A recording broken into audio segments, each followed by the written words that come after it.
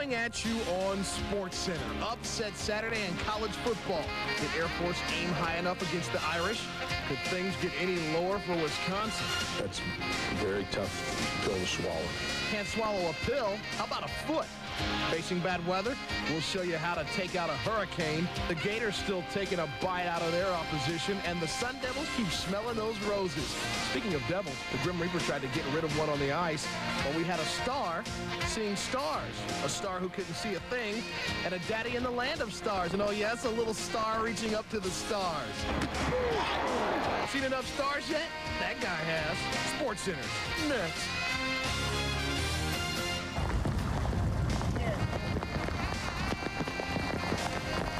And the winner of Game 1 of the 1996 World Series, the rain. By 1 p.m. Eastern on Saturday, the Yankees and the Braves knew they would have an extra day off due to heavy rains and high winds. And on top of this, more rain is expected on Sunday.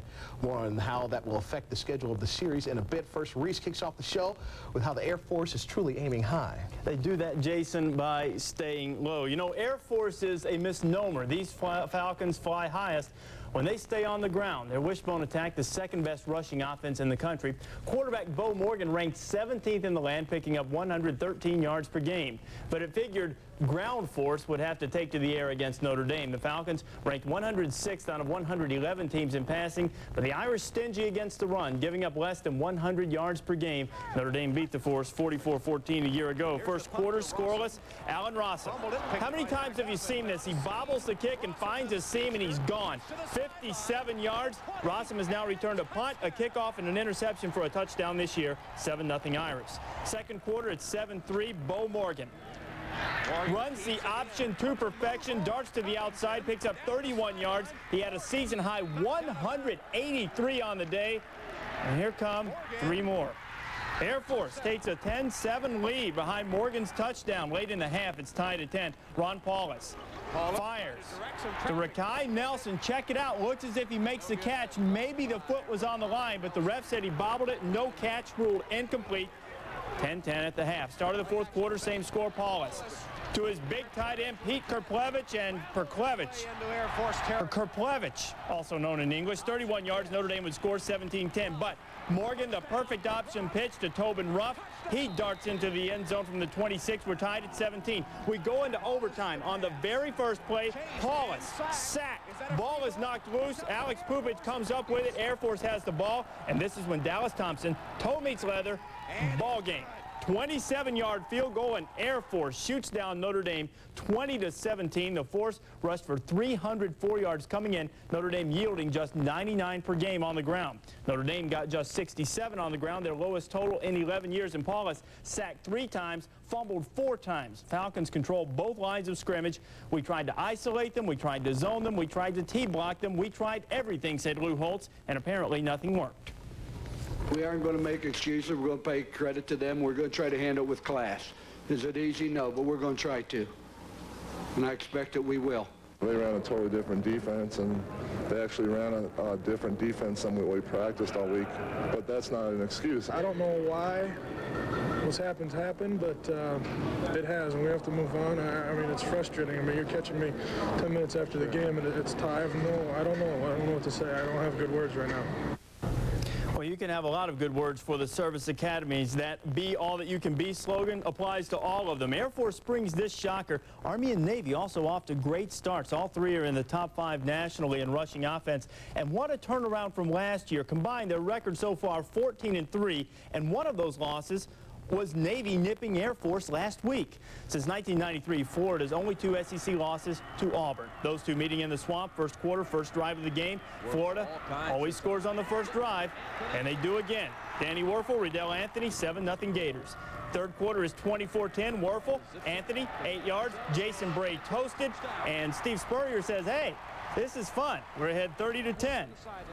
So the Gators would fake a reverse and go right up the gut. Elijah Williams, boy, my grandmother could have gotten through that hole, and she's lost a step. 116 yards for him, 37-10 Gators. Werfel looking for more, looking for Ike Hilliard, finding him. 3 touchdown passes for Werfel, 18 yards on that one, 44-10. Remember that play where they fake the reverse and then go up the middle? There it is again. Terry Jackson, he's in the house. Tigers are Gator bait. 51-10 the final. Werfel threw for 346 yards in the 3 scores. Fred Taylor, 16 carries, 116 yards. Elijah Williams, 14 and 110. Second straight game, both backs have gone over 100 yards rushing. Now, Damian Craig, the Auburn quarterback, said earlier in the week the Gators hadn't been tested. Well, Damian flunked his exam, 7 of 28, 2 picks, and he was sacked 7 times. 51, the most points scored against Auburn since a 55-0 loss to Alabama in 1948. East Carolina taking on Miami. Butch Davis hoping to rebound from that loss to FSU a week ago. Marcus Crandall, Mitchell Galloway. East Carolina up 14-6, and Ryan Clement had to leave the game with a bad shoulder, and his replacement, Scott Covington, finds a wide-open Darren Hart, who happens to play for East Carolina. Covington threw a couple of picks, didn't produce any points. Fourth quarter, 2nd and 7. Crandall one more time. Galloway, 19 yards, his second TD. Crandall threw 3 TD passes, 31-6 Pirates. And these Pirate kids, they come up with a twist on the Gatorade celebration. Well, it's not much, but, you know, a cup, Dixie cup, not quite a bucket, but I guess it's a celebration nonetheless. 31-6 the final. The Canes lost to Florida State at the Orange Bowl last week. First time they've lost back-to-back home games since 1984. Those losses to Maryland and Boston College on Doug Flutie's Hail Mary. Over in the Pac-10, the 4th-ranked Arizona State Sun Devils hosted Southern Cal on Saturday with the hopes of avenging a 31-0 beating by the Trojans last year.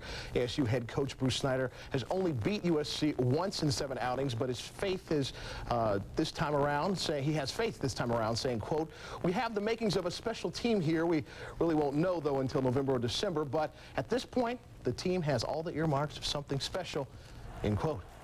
A win over Southern Cal would be a step in that special direction. Early 4th quarter, tied at 14. Brad Otten hits Chris Miller in the end zone for 29-yard touchdown pass, or did he? Look at it again. The ball clearly hits the ground, but the officials call it a TD. That gave USC a 21-14 lead. Still 4th quarter, after a Sun Devil touchdown that tied the game, USC's R.J. Sauer takes the ensuing kickoff through a pile of Arizona State defenders, and he can't stop. He won't stop. At least he won't stop till he has enough, and 98 yards will be enough for a touchdown. 28-21 USC with less than 7 minutes to play. With just 1 minute to play in regulation, Terry Battle goes 7 yards for his 3rd touchdown of the game, tied at 28. John Robinson's team is forced to go into OT. After both teams scored on their first possessions of overtime, ASU would get the first opportunity of the second overtime, and Battle scores again, 25 yards. His 4th touchdown of the game, 42-35 Sun Devils. USC then had a shot in second overtime. Otten throws a shovel pass to Lavelle Woods. Looks like it's incomplete, but it's ruled a live ball. Courtney Jackson gone the other way, 85 yards for the game-winning touchdown. ASU wins it, and Brad's not going to be pleased with that call. It took 4 quarters and 2 overtimes, but the Sun Devils get their revenge. Terry Battle, who just took over the starting role due to Michael Martin's neck injury last week, had 4 touches. A record 47,947 fans received more than their money's worth at Sun Devil Stadium, didn't they, Coach? This is a special football team. I don't know that we're a great team, but we're special in that we care a lot about what we're doing. We care about each other. We never give up. All the things that our coach, I've been going that 30 years and never have this. So I feel real fortunate. For 25, Washington hosting the 2-3 Bruins of UCLA. Big day for Corey Dillon. That's 2 yards out for a touchdown, 7-0 Washington. And Dillon from 1 yard out in the second quarter, 14-0 Washington. Same quarter, Dillon again, 10 yards, touchdown, 21-0 Washington. Once again in the second quarter, Huskers lead 28-0. Midway through the 3rd quarter, Dillon from 1 yard out, Washington leads 34-7. Dillon ties a school record with 5 TDs as Washington wins. Corey Dillon tied a 46-year-old school record by scoring 5 touchdowns against the Bruins. There's no place like home for Washington. All 4 of their wins have been at Husky Stadium this year. Cal and Washington State coming up later on SportsCenter. Rece? Sequels rarely match the quality of an original production. Northwestern's encore season, though, almost a carbon copy. Cats unbeaten in the Big Ten, complete with a dramatic rally from a 16-0 4th quarter deficit to beat Michigan. Their lone loss to a team they really should have beaten, Wake Forest. And the same stars even been in the spotlight. Theater major / running back Darnell Autry, who took his streak of 19 straight 100-yard games into Wisconsin to Camp Randall Stadium. Northwestern trying to punt. That is not being sound in the kicking game. Right over Paul Burton's head. He's trying to get on it for a safety. He can't corral it, and Bob Adamoff will take it for a TD. Wisconsin up 7-0. But Autry takes a big hit on his shoulder, separated his right shoulder, would not be able to play in the second half. But Northwestern never runs out of Autry's. Adrian Autry dances in from 14 out. He had 82 yards. Northwestern up 20-16. Darnell finished up with 58 yards, so the streak is over. Fourth quarter now. Wisconsin's big 265-pound freshman Ron Dane barrels in there, 139 yards. Wisconsin back on top. Now it's 30-27 late. Brian Goins from 55 to tie. No, sir. Badgers take over. Seems as if all they have to do is run out the clock, but Joe Pisarcik, Larry Sonka, fumble. Dane gives it up, and Northwestern has the ball. Now, more time was put on the clock. Barry Alvarez not sure if his Badgers could have run it out anyway. A moot point now. Steve Schnur, Wayne Bates, ball game. 20-yard touchdown pass, and Alvarez can't believe what's happened to him. 34-30 is the final. Bates had 10 catches, 131 yards, and a pair of scores. Schnur, 25 of 41 for 310. Wildcat linebacker Matt Rece says, we've gotten back that feeling that we're never going to lose again. Alvarez wondering what he's got to do to win. In the last 3 years, the Badgers now 0-4-3 in games decided by 4 points or less. Still, Barry stands by his decision not to take a knee. I guess all of you can figure out that's a very difficult game to walk out of there with a loss when you feel as though you have it in your hands and you give it away. Feel bad for the kids. Thought our defense really, at times, really did some good things. And I've been in this a long time. That's a very tough pill to swallow. Well, Gary Barnett said he never doubted the Purple would win it, and why not? It's been a Purple rain of comebacks the last 2 years, and we're talking comebacks of Lazarus proportions Saturday and against Michigan. Get these guys in the hole, you better throw on plenty of dirt. The Hawkeyes in Happy Valley to take on Penn State, where, yes, it was raining there as well. First quarter, Penn State up 7-0. Tim Dwight back to return the punt for Iowa, gets a couple of annihilating blocks, and he is gone. 82 yards down the sidelines. White 172 all-purpose yards on the day. Game tied up at 7. Wally Richardson has the Lions on the move, down 14-10 in the second. Aaron Harris sprints loose, and the ball also comes loose, and Aaron says, I'll just dribble it, pick it up, and take it to the house. 49 yards on the good bounce, 17-14 Penn State. Iowa with the ball after a Richardson fumble, and Rob Tyne, halfback pass, Demo Odoms catches it good, down to the Penn State 8, and Tavian Banks, who had 116 yards on the day. There are 8 of them. Iowa, 21-20, and they win it in Happy Valley. The Hawkeyes have given up just 3 fourth-quarter points all year, and they allowed just 4 first downs, 76 total yards to the Nittany Lions in the second half. And the Hawkeyes, not kidding about this, actually did the hokey pokey to celebrate in the locker room, so I guess they put their right foot in and pulled a win out. Ohio State 42, Purdue 14, the final in that one. The second-ranked Buckeyes in some polls spotted the Boilers a 14-zip lead, then scored 42 unanswered. Pepe Pearson 152 yards, including a 64-yard TD run. Next week, the Buckeyes and the Hawkeyes in Iowa City, both unbeaten in the Big Ten. Indiana in the Big House to take on the Wolverines. Third quarter, Michigan down 17-10. Scott Dreisbach on the double reverse. Charles Woodson, now this guy plays defensive back and wide receiver, and watch him break tackles. And number 2 looks a little familiar. Deion Sanders wore that at Florida State, and Charles looks a little prime time going into the end zone. That tied it at 17. Third quarter, Michigan down 20-17. Dreisbach got hit on the shoulder early, really had an awful day. Comes up large there. Jeremy Tooman, 19 yards. Michigan would go on to win it 27-20. Dreisbach 17 of 35, 218 through 2 picks, and said, my stats were horrible. Sore shoulder cost him a lot of problems. The Hoosiers, meanwhile, have lost 12 straight Big Ten games, so that's why you won't see Indiana anywhere in the top of the Big Ten standings. 3 teams unbeaten. As I mentioned, Ohio State and Iowa square off next Saturday. Buckeyes don't play Northwestern, but control their own Rose Bowl destiny because of the fact that they did not lose a game out of the conference. As we told you at the top of the show, Mother Nature has postponed the first World Series game at Yankee Stadium in 15 years. Game 1 has been rescheduled for Sunday at 7:30 Eastern, but more rain is expected on Sunday night. This presents all sorts of problems, ranging from tickets to pitching rotations. In fact, Saturday, George Steinbrenner told ESPN Radio that games may have to be moved from Yankee Stadium altogether. For more on how things are being handled, let's get to the Bronx and visit with Carl Ravage and our entire World Series crew. Welcome, everyone, to the wet series. The high pressure of this World Series has been temporarily socked and soaked by an enormous low-pressure system, which is slowly crawling across the East Coast with the speed of, well, the baseball labor negotiations. Yankee Stadium is underwater. Game 1 postponed. First time a World Series game has been postponed because of rain since 1986. That was also in New York. Game 7 between the Mets and the Red Sox. As far as the forecast goes, this steady rain into Sunday is expected to taper off. Morning rain changing to light showers. However, there still remains a 70% chance of showers at night. Welcome to Yankee Stadium. Perfect day for baseball. I'll soon be joined by Harold Reynolds and Peter Gammons. With all the pressure on Andy Pettitte and John Smoltz to pitch in Game 1, how about the demands being put on the head groundskeeper here at Yankee Stadium, just to make sure that we'll have a Game 1? As you can see from here, it is getting pretty wet. It's going to be a challenge tomorrow to get this in. Indeed it will, though the Yankees have been involved with several rain dates since the month of September began. The 17th, the 22nd, the 24th, and into October. The League Championship Series, the Yankees and the Orioles were forced to play 5 games in a row. They may be forced to play 7 games in a row. As for the Braves, this New York nightmare continues. Remember, Friday they had to be stuck in traffic for 3 hours as they went from their hotel over to Yankee Stadium. Well, Saturday's rain meant being stuck in a hotel in New York. Our Harold Reynolds went over and talked to some of the players about what to do.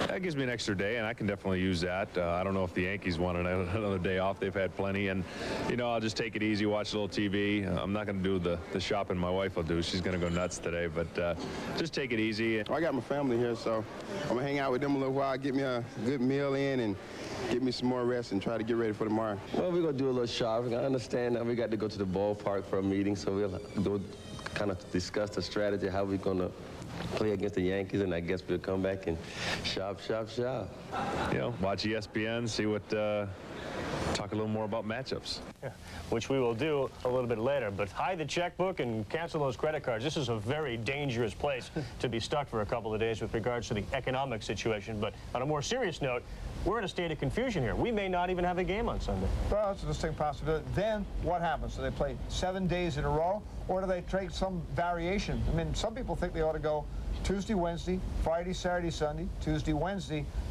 The commissioner's office probably won't know until Sunday afternoon. As far as the player go, Harold, I assume, as John Smoltz said, well, you can watch all day and talk about matchups, but how many times can you go over what you're going to do at the plate, or as a pitcher, what you're going to throw? This must get old. Oh, it gets old real quick. You got to remember, this is something you've been wanting to do since you were a little kid, play in the World Series. I mean, the anticipation is driving me nuts. I'm looking forward to watching them play. All right, well, it is still raining in New York, expected again to rain into Sunday. 4 to 6 inches expected to fall over the Yankee Stadium before this one is all over. They had some fun, but it's not what anybody wanted. When we come back later on in the show, how the Yankees hitters will deal with the Braves pitchers. Back to the studio. All right, thanks a lot, Carl. In baseball news on the other coast, ESPN has learned from sources close to the team that the California Angels have narrowed their choice for a new field manager to Baltimore hitting coach Rick Down and Texas third base coach Jerry Nairn, along with Yankees coach Chris Chambliss. There's no time frame set for the final decision to be made. Rece? Well, before Joe Torre started gathering 2 of every kind of animal, his Yankees swinging to keep off the rust as they gear up for those Braves arms. And Kobe Bryant's Forum debut a success. Would he have a return engagement ahead? We'll fill you in and have much more in full volume. See if the eyes 30. Yep. Yeah, that's what happened. See that? The same thing. On their own 3, 2 tight ends in for Nebraska. Frost is going to throw. Picked up. And this will be room service.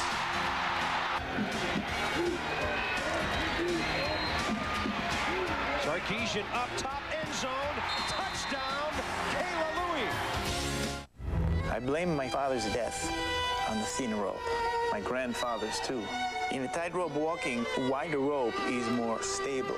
The crowds, though, they want thin. But I tell you, wider is better. Introducing the new Wide Track Grand Prix. Its wheels are set wide for better balance, tighter grip. I tell you from experience, più largo e meglio. The new Wide Track Grand Prix from Pontiac. Wider is better.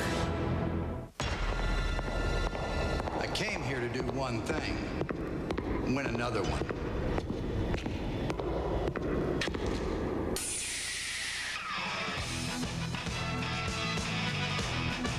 jackets come in home colors of all 30 NFL teams and reverse to the away colors. That's right, guys. We're going to do things my way now. Get them at Foot Locker, the place where it all begins. The Pro Player Reversible Jacket. Reverse it. Chemistry is the practice of magic. People think of Teflon and they think of frying pans. Teflon is not one thing. Teflon is a chain lube. This is something I've come up with for bicycles. You know, only DuPont makes Teflon. You can use it in satellites, on fabrics, or leather. When's the last time you heard about a leather raincoat? You can let your imagination run wild. It's not often that you get to make something new in this world. Better things for better living. DuPont. Television stations need you. Medical companies need you. Computer companies need you. If you know electronics, top companies need you today. To develop the electronic skills employers are looking for, call ITT Technical Institute at 1-800-554-9000 for an informative brochure. That's 1-800-554-9000. But call now, because aeronautics companies need you. Automobile companies need you. Robotics companies need you. NBA Blazers and Bulls, and there's your commemorative banner for the 72 wins in the regular season last year, and MJ says commemorate that. Michael had 19. Bulls were down by 2 early. Second quarter, Isaiah Ryder got toasted by Jordan, gives it to Aaron McKee to Rasheed Wallace. He had 7. Blazers by 6 at the break. Third quarter, the running of the Bulls. Jason Caffey. 11 for him. Bulls up by 2. More from Tony Kukoc leading the break and finger roll. Bulls up 72-63 after 3, and then Mike has a little fun in the fourth quarter. Pretty good percentage. And 0 for 1 with the eyes closed, 1 for 1 with the eyes open, and see that? The same thing. Mike 6 of 9 from the line, 0 for 2 with his eyes closed, and I guess it's just too easy for some people. 100-89, the Bulls win, and Kukoc finished up with 22. Bulls had lost 3 straight in the preseason. They probably weren't terribly concerned about that anyway. And Dee Kantner, one of 2 women to referee in the NBA this year, hit Kenny Anderson with a technical foul. The Nebraska Cornhuskers are on a march back to the top of the college football world, finding most of their success behind the run. The Huskers are #1 in the Big 12, rushing an average of 324 yards a game. On Saturday, they had to flip things around and focus on stopping the run.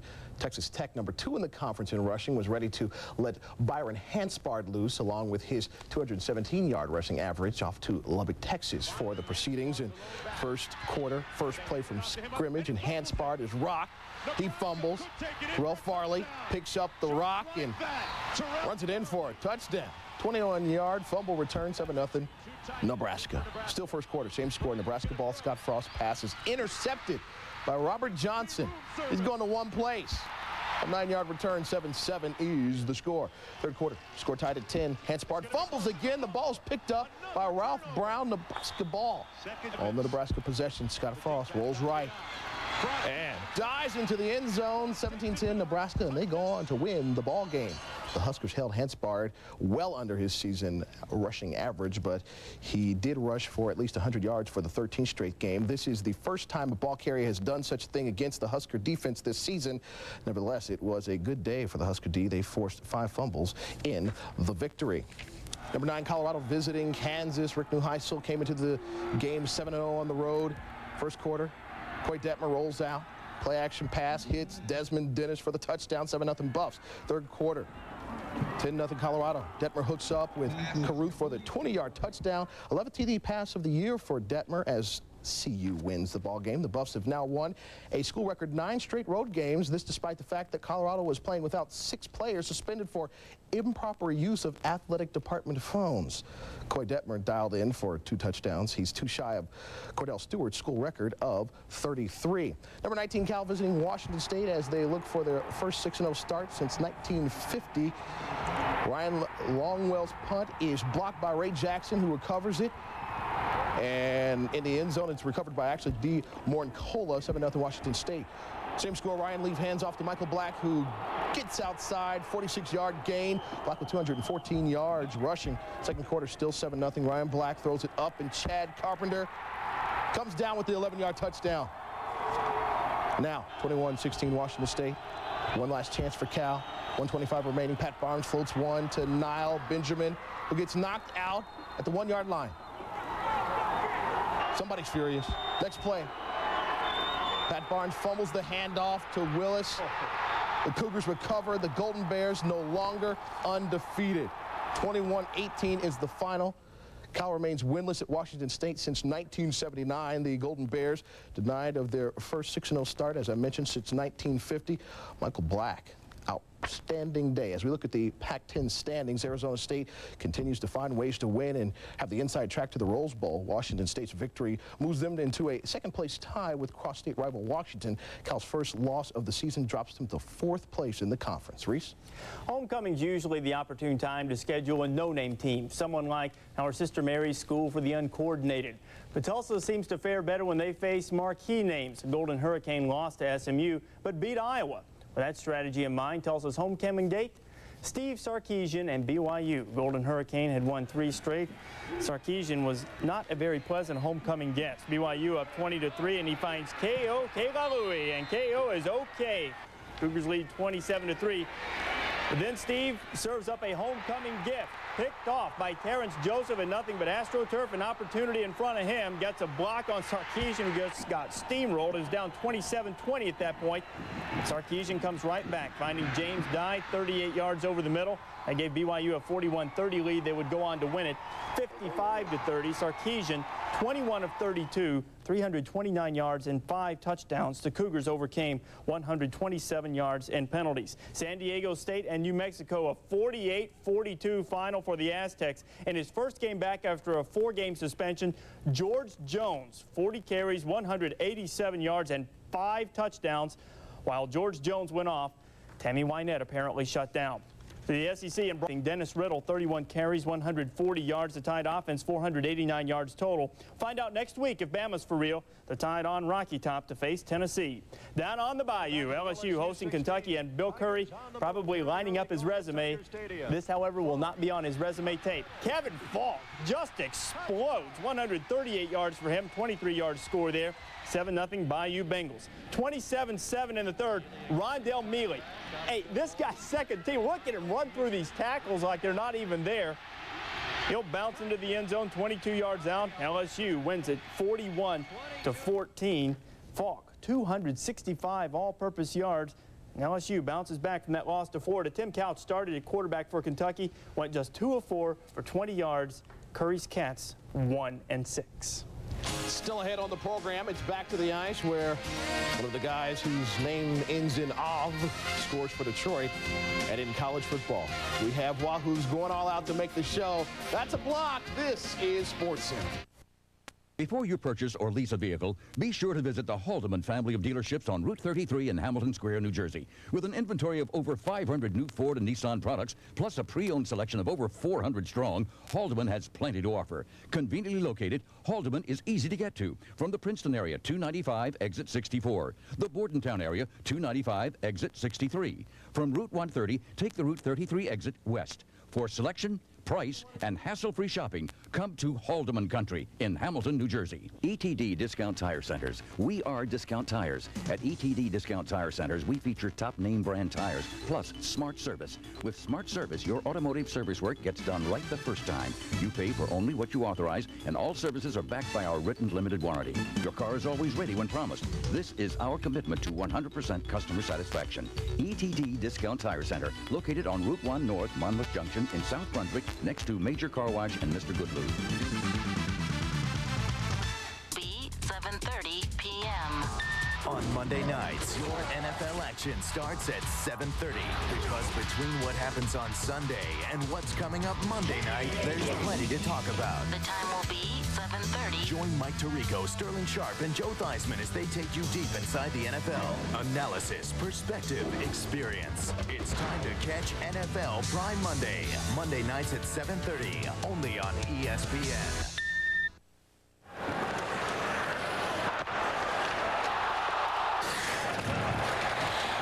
Escapades now, Canucks and Avalanche. Avalanche already up 3-0 in the second. Joe Sakic off the bench, and boy, that's productivity in a hurry. He had 2 goals and an assist, did Joe Sakic. 7-0. Avalanche up by a touchdown. Valerie Kamensky, that is Valerie Kamensky getting it done.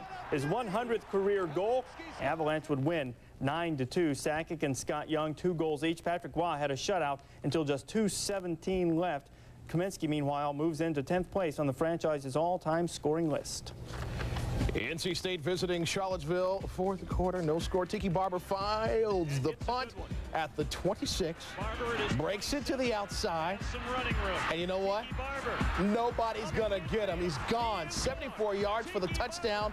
First of 3 touchdowns for Barber on the day. 7-0 Virginia.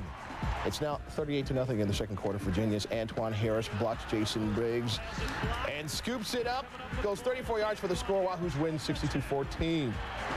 Number 22, Georgia Tech and Clemson.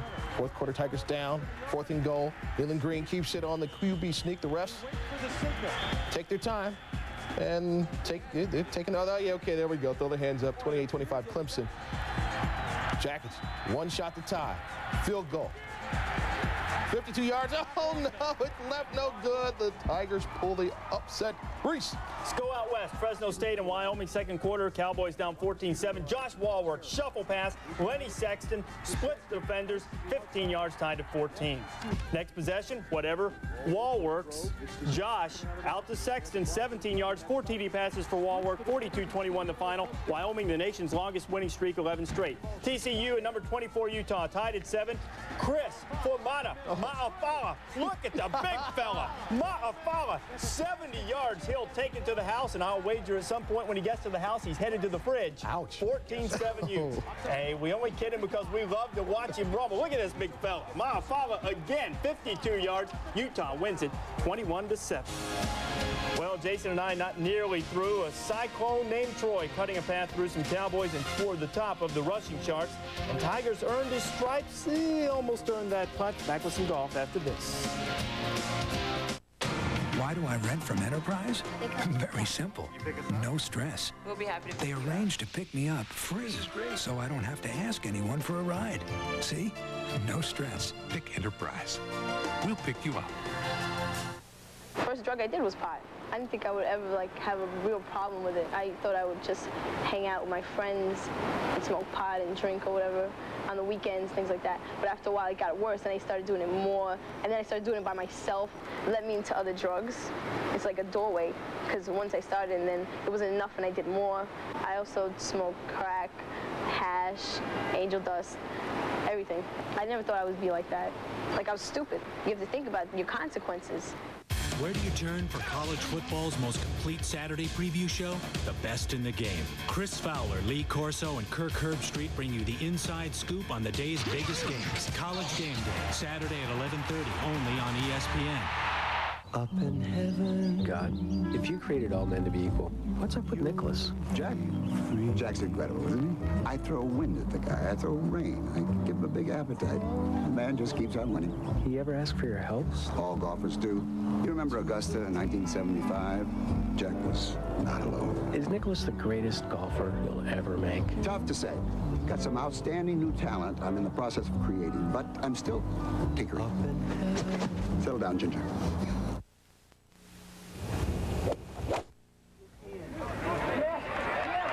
That sound means we're off to Disney for the Golf Classic, and the Tiger Woods Show tied for the lead at 16 under on the par 5 14th hole after a 300-yard plus drive. His approach shot from 270 with a 3-wood hits the green. That's power. It rolls into the back bunker, but he can't take advantage of his huge second shot. His sand shot hits and rolls well past the flag.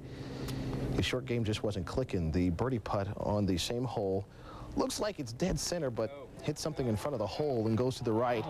He'd par to stay at -16. After 7 straight pars on the backside, still tied for the lead. The putt to save par on 18. Ooh.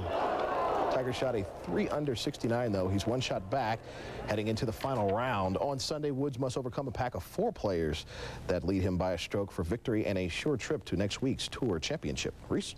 Back to college football. Last season, Arkansas shocked the SEC by winning the Western Division and earning a spot in the league championship game. This year, though, the Hogs having trouble getting out of the slop. Already 0-2 in the conference as Danny Ford led the Razorbacks into Columbia to take on South Carolina.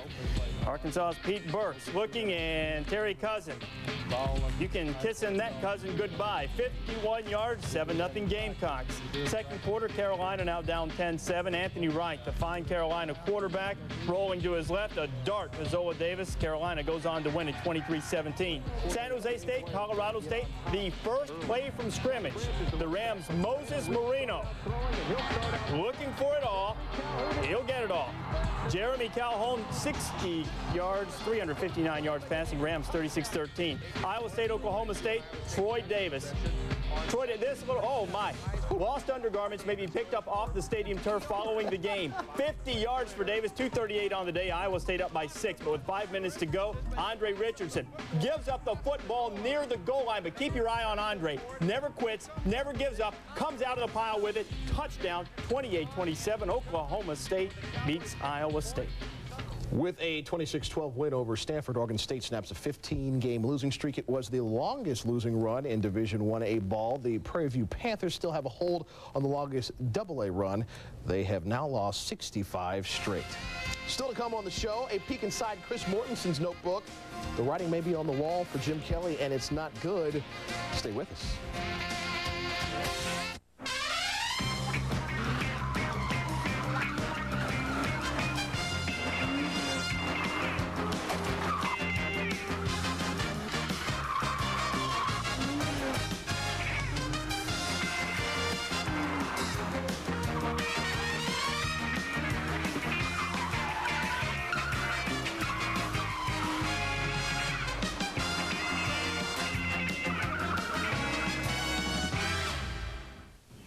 Sports news 24 hours a day?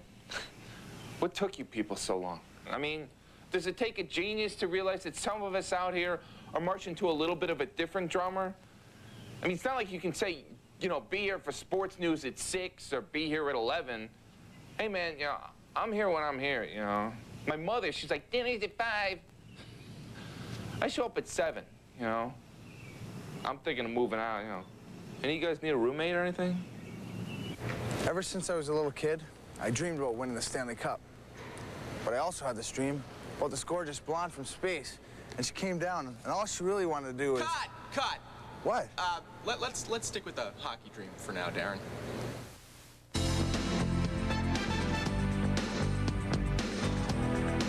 Sunday on NFL Countdown, the Oiler running back past, Oiler running back present. Earl Campbell, Eddie George, they have more in common than Heisman's. Tom Jackson will have that story for you. And just how healthy is Jim Kelly? The Bill quarterback talks with Chris Berman. A Boomer will also be joined by Sterling Sharp, Joe Theismann, and Chris Mortensen, who's here with the Mort Report.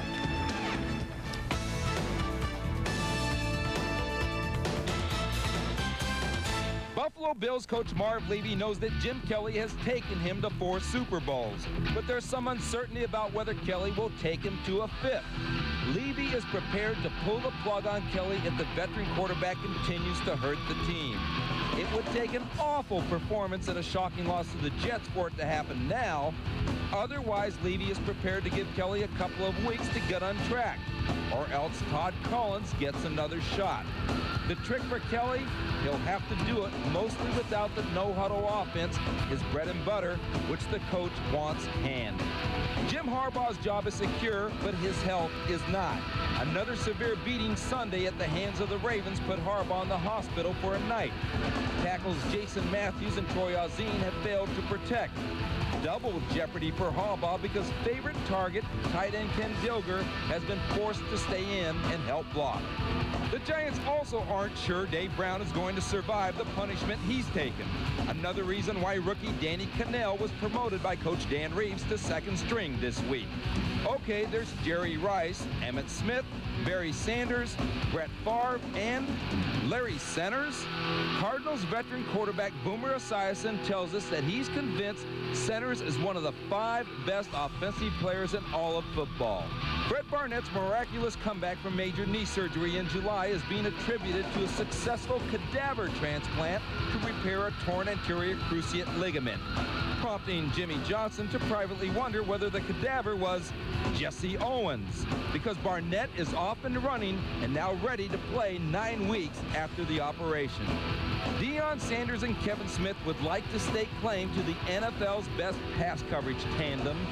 No wide receiver has caught a touchdown pass against the Cowboys this year. Why are NFL scouts swarming the Ohio State campus?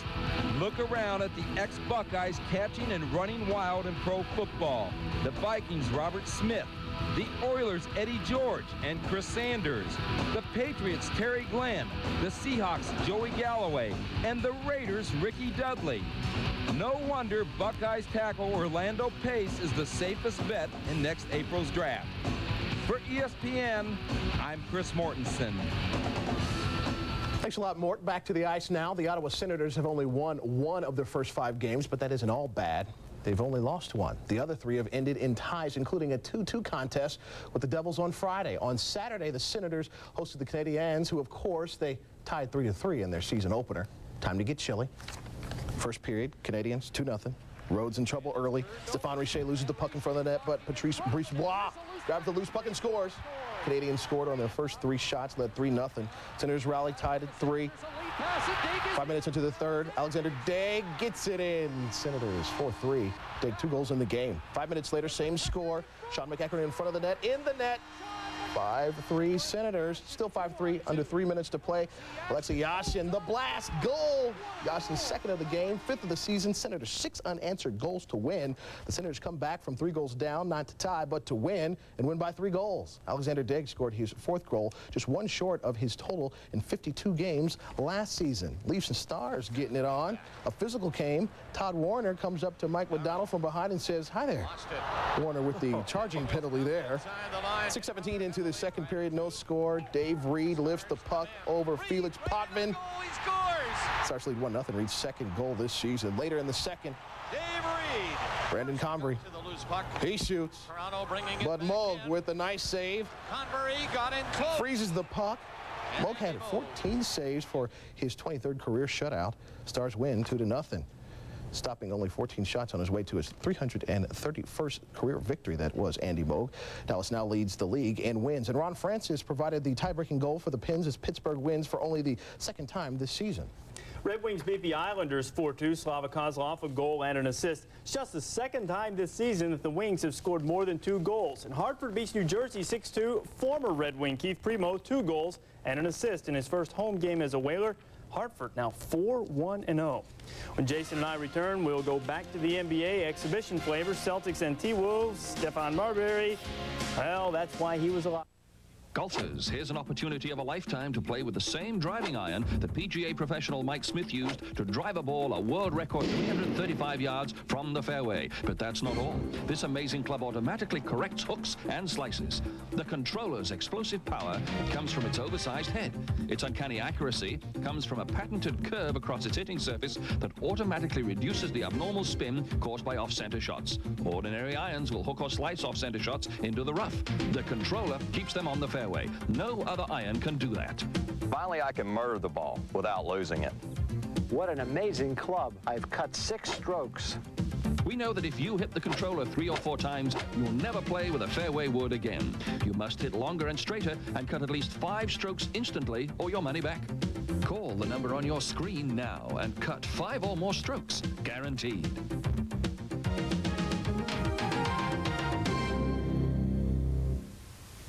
Imagine your favorite NFL team drafting the fiercest competitor ever. Warner Brothers' Tasmanian Devil. He's about to score for your team with these exciting new Taz in the NFL watches. There's one for each and every team, both NFC and AFC.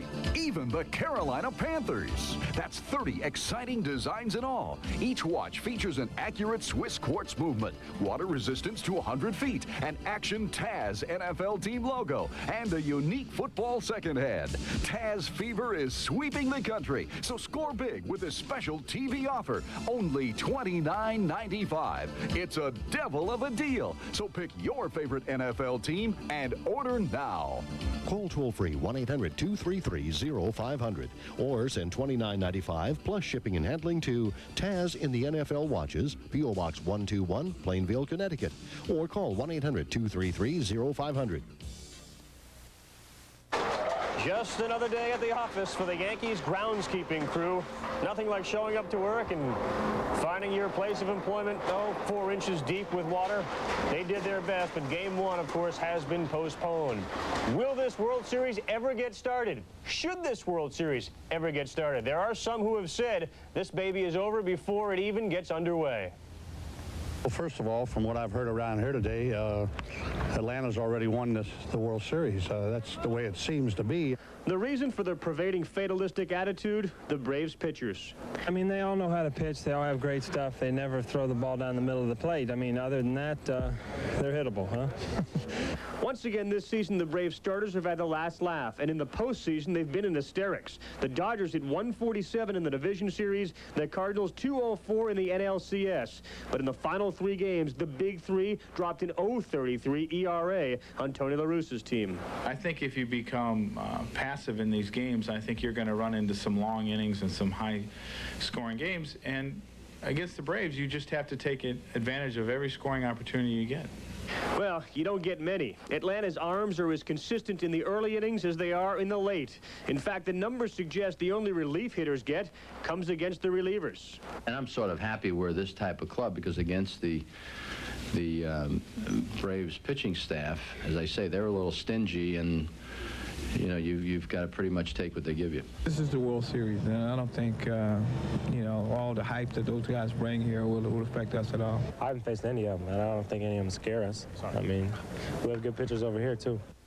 Now, what a concept. Players and coaches actually on a field. Some of those interviews, of course, we got on Friday. As far as hitting the Braves pitchers, how in the world do you do it? Well, the conventional wisdom is, against Maddox and Glavine, get up on top of the plate, try to take away the inside part of the plate, and then hit the ball away. Of course, it hasn't worked for 5 years. What reason? I mean, Maddox can run that ball in on right-handers. Glavine can throw the little cutter. To me, Hal, very important thing, each guy has to have the outside part of the plate. Depends on the umpires. Maddox gets a National League umpire, but Glavine, Game 3, gets Tim Wilkie. Well, he gets Tim Wilkie, who's a very consistent umpire. And the thing you like about a hitter is consistent, but with Tom Glavine, he likes to call that outside pitch. Glavine lives on the outside. If he continues to get that pitch that we saw him getting the last few games, he can be very, very tough. You know, big thing here, too, is the rotation with the rain. Now they can go Smoltz, Maddox, Glavine, 1, 2, 3, 5, 6, 7, and Maddox and Glavine will be coming back here, if necessary, in 6 and 7 on 4 days rest. And hopefully we will have a game on Sunday to talk about on SportsCenter. And we'll do it for our coverage from a very wet and soggy Yankee Stadium. What a bad day at the office. Let's go back to the studio. For Peter and Harold, I'm Carl Ravitch. Looks like a scene from Kevin Costner's Waterworld out there. Thanks, guys. Suns and Lakers highlights are ahead. You stick and stay with SportsCenter, and we will deliver them. Women need to take care of themselves and their bodies, and one of the things that they can do is have a mammogram. At HIP, we're really concerned about women's health. A mammogram is part of the total health preventive care that a woman needs to do for herself. If you haven't had a mammogram, go to your family doctor. Talk about some of the questions you may have. It's important for peace of mind and for good health care. Call 1-800-HIP today. That's 1-800-447-8632. When Democratic leadership cut waste from Middlesex County government, they didn't just trim around the edges. They made real cuts, eliminating departments, reducing bureaucracy by 300 employees, and cutting wasteful spending 3 years in a row. And thanks to effective Democratic management, the result is the best parks, recycling, and community college. A plan to revive our waterfront and thousands of acres of open space preserved for us and future generations. Elect Dave Crabio Camille Fernicola, freeholder. Watch their father develop a love of highlight films that can only be described as intense. When a special moment in sports happens and you capture it on film, it slowly becomes a part of you, a part of your soul. Like when the Jets predicted and delivered the upset over the Colts.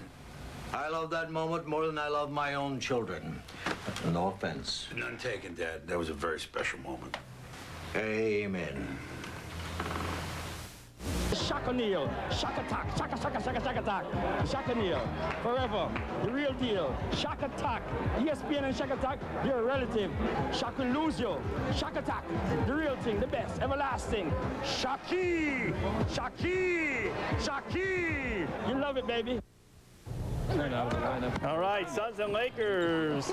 Shaki. Oh, with a big elbow. The daddy getting it out, and the Lakers are on the run. Nick Van Exel. Excellent. Off the window, he had 19. And here come the Lakers one more time.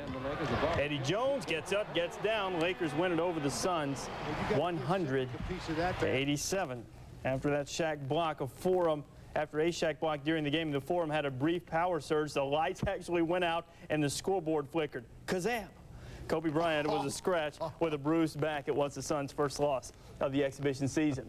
Here's a new Teen Wolf in town, and he's meshing quite nicely with the old one. Minnesota's counting on 19-year-old Stephon Marbury and 20-year-old Kevin Garnett to be cornerstones for the future. The present makes it look promising. Friday night against the Grizzlies, Marbury 6 assists, a couple of them set up Garnett dunks. That is a theme lead-in. Wolves and Celtics, and those two guys, they just emote intensity. Chris Carr looking for the three, high handoff, Garnett. Ooh. All right, that's intense. I stand corrected. We need a replay. We need it low. We need it in slow-mo. We need it now. Alley-oop reverse. Garnett, 20 points, 13 boards, 7 assists. Now it's Stephon's turn. Just abuses David Wesley. 17 points for Marbury and a little of that human touch. ML Carr's crew goes down. 99-98. Daniel Barros led the way with 21 for the Celtics. Stephon Marbury, 17 points and 3 assists to go with it. Also, Kings and Clippers, 98-94 the final. Mahmoud, 12 in the fourth quarter. That sunk the Clippers at the Sports Arena. Jazz and Bucks, 94-93 the final in that one. Ben Baker's 15-footer with 5.1 seconds left was the gamer. He finished up with 25. And the Cavs beat the Knicks by 3. Bobby Sura had 15, but missed 10 of 16 free throws. Guess he caught some bad Shaq karma somewhere along the line. More preseason hoops, Bullets, and Sixers. The young Philly backcourt doing it early. Allen Iverson drives baseline, finds Jerry Stackhouse, who lets it 3. Stack had 20 points, but back came the Bullets. That's Chris Webber got the foul. Webber with 18 points on the night. Then the Bullets on the run. Wallace takes the outlet to the rack. Young Mr. Iverson missed his first 8 shots in this one. He finished with 23 points on 5 of 22 shooting. 11 points were from the free throw line, and Penny Hardaway led the Magic, as he will have to do all year, with 31 points in a Magic win over the Nets. Speaking of the Nets, they have added the X factor. The X-Man himself, Xavier McDaniel, on Saturday. McDaniel, who spent last season averaging 18 points and 9 boards in Greece, agreed to a 1-year deal. And Danny Shays is moving up in Florida, or just moving north. The 15-year veteran center signed with the Orlando Magic to assist in the Replace Shaq project. Shade played just 32 games for Miami last year. When we return, it's time to hit the round and round as the cars hit each other. It's the AC Delco Busch Grand National style when SportsCenter rolls on.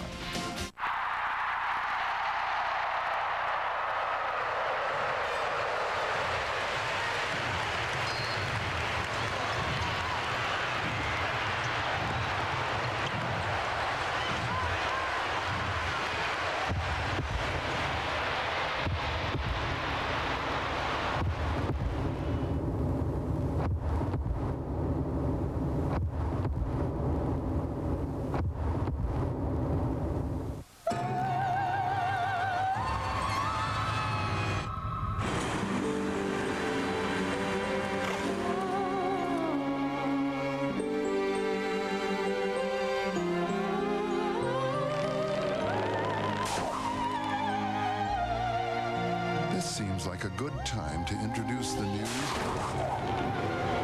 more responsive Volvo 850 GL2. Drive safely. Sports news 24 hours a day? What took you people so long? I mean, does it take a genius to realize that some of us out here are marching to a little bit of a different drummer? I mean, it's not like you can say, you know, be here for sports news at 6 or be here at 11. Hey, man, you know, I'm here when I'm here, you know. My mother, she's like, dinner's at 5. I show up at 7, you know. I'm thinking of moving out, you know. Any of you guys need a roommate or anything?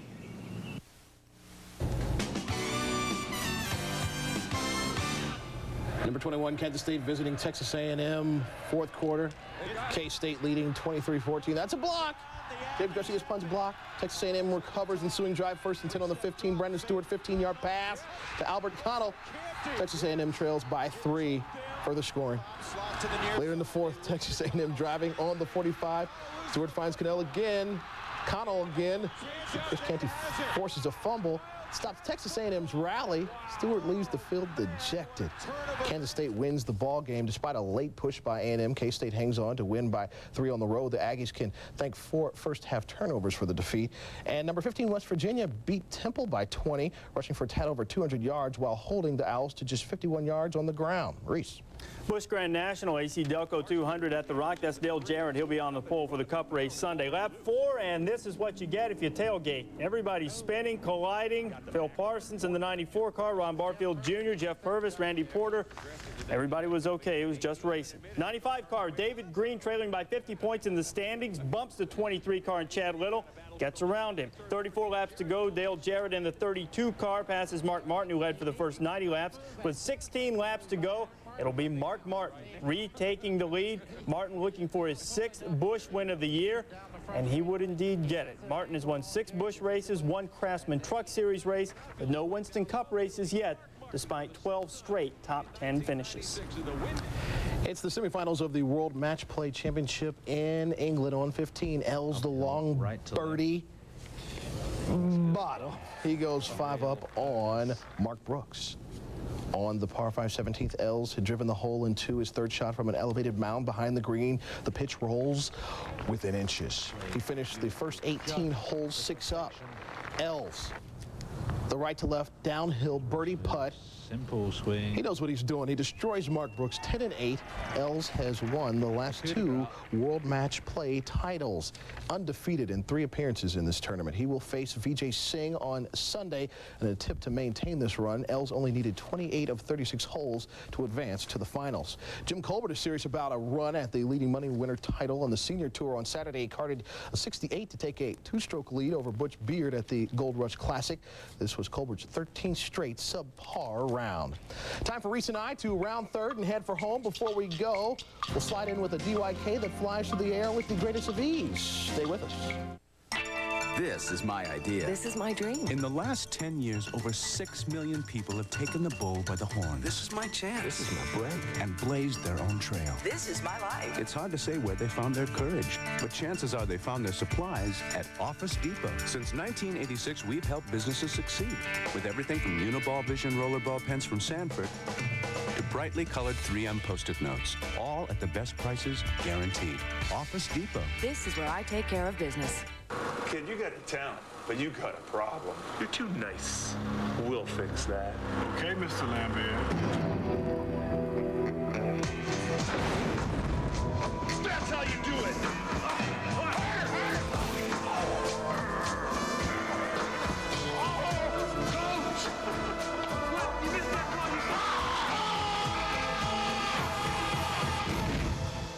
Good start, kid.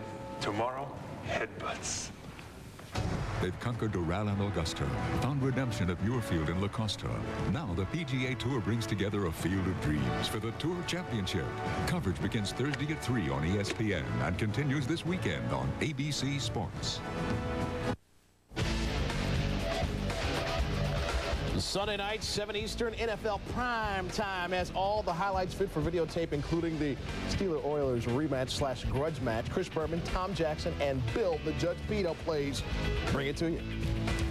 Some more college football. Ruston, Louisiana Tech taking on Toledo, and that is Jason Martin. Going deep, Chad Mackey, 55 yards, 28-0 La Tech. The two would continue their exploits. I mean, Toledo used everybody short of Corporal Max Klinger trying to stop these guys. 79 yards. Martin had 8 touchdown passes, 5 of them to Mackey. La Tech wins it 61-10. Martin's 542 yards and 8 touchdowns in just 3 quarters. I will tell you, that's not a bad day if you're playing flag football in the park, much less college football. Both are school records, as is Mackey's 310 yards receiving.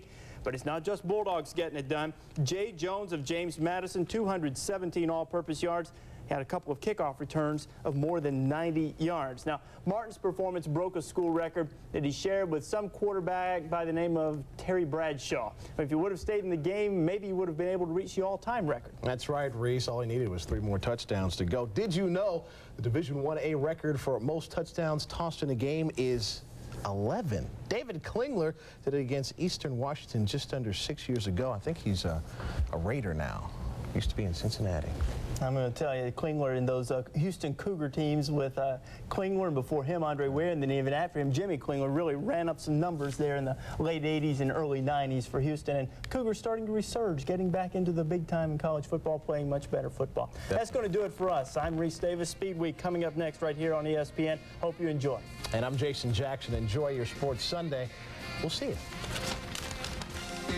This has been a presentation of ESPN, the worldwide leader in sports.